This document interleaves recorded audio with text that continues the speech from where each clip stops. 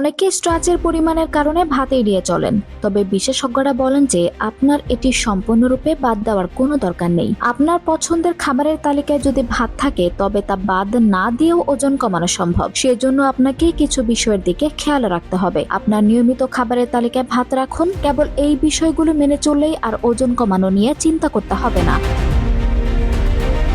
পরিমিত খান। প্রতিদিন 1 কাপ ভাত খান।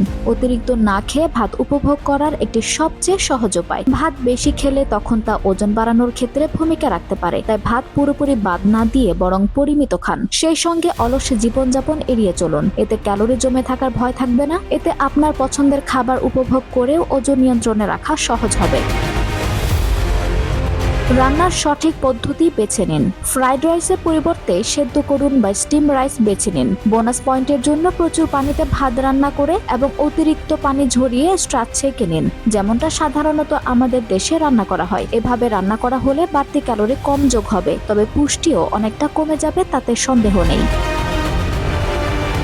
প্লেটে ভারসাম্য করুন। থালায় যতটুকু ভাত নেবেন ততটুকু বা তার থেকে বেশি শাকসবজি, ডিম, মাছ, মুরগি কিংবা ডাল নিন। অনেকে কেবল সামান্য তরকারি বা ভর্তা দিয়ে গোটা 2 থালা ভাত খেয়ে নেন। এমনটা করবেন না। সুষম খাবার কেবল পুষ্টিকরই নয়, বরং আপনাকে দীর্ঘক্ষণ পেট ভরাতেও সাহায্য করবে। ফলে ওজন নিয়ন্ত্রণে রাখা অনেকটাই সহজ হয়ে যাবে।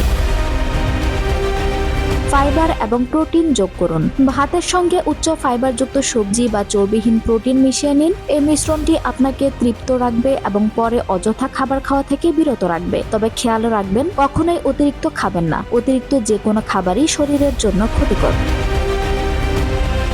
আঞ্চল হক আরবি, টাইম নিউজ ডেস্ক।